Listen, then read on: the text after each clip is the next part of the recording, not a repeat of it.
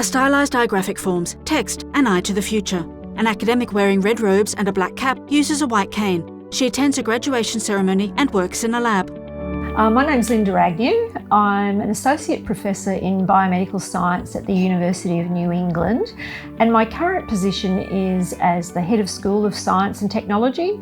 Part of my role is to oversee the teaching and research activities that staff in the school contribute to, and to oversee student activities and the staff activities in that. I undertook my study later in life. I was a mature age student. I got my diagnosis, which came out of the blue. It was rather a shock. And so at that point in time, I really had to consider what my career options would be. Over a period of about 10 years, my sight deteriorated gradually, and then to the point of about 4 years ago, the rest of my remaining sight was lost. The area of passion for my research is in the biomedical area.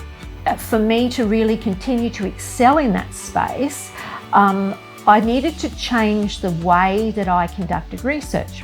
So I actually still participate in all of that type of research, but I do it differently. And the way that I do it is that I have students and research assistants and postdocs that I work with complete those tasks, those very fine tasks that require a level of visual acuity that I don't have. I'm involved in conceptualising and designing research projects. I'm involved in administering clinical trials. I'm involved in discussions around the analysis of the data once we've collected it. It's not a lesser contribution to the research, it's just a different contribution to the research that I make now.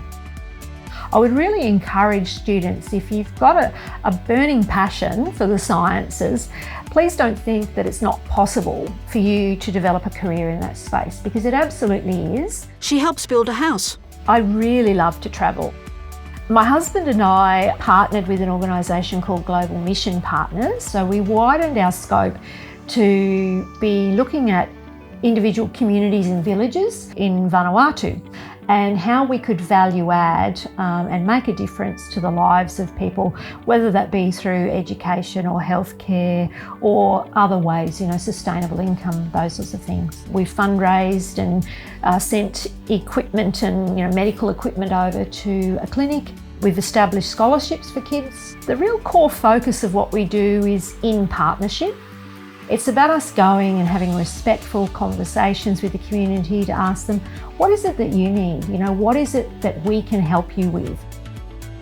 Many people who are vision impaired have fantastic problem solving skills, fantastic project management skills. So I'd also say to potential employers to not be afraid to ask the questions about what can we do to help accommodate you? What are the things that you need in the workplace? So do you need some adaptive technology or some particular software? And how do we go about getting that? It's really good to have a conversation around ability rather than around the disability. So it's really good to focus on what an individual staff member can do and how they can contribute. My name is Professor Bridget Hayward and I'm the Vice-Chancellor and Chief Executive of the University of New England. What you've got to do is think about there are different ways to have natural engagement. That whether it's a blind member of staff or a student with a visual disability, you've got to create an environment which is natural for them.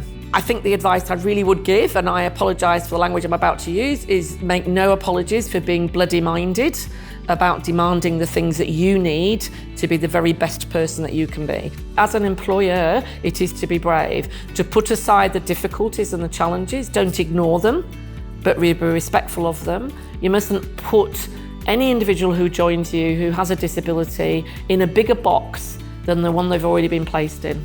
If I can be so, that's rather blunt and sharp-ended statement. They're already in a box that has the word different attached to it. Don't make the words uppercase and make the box as small as possible for them and for yourself. Text thanks to Linda Agnew and Bridget Hayward, University of New England, Armidale. Learn more at eyetothefuture.com.au. This project is brought to you by BCA thanks to funding received from the NDIA via the 2019 Economic Participation of People with Disability Grant.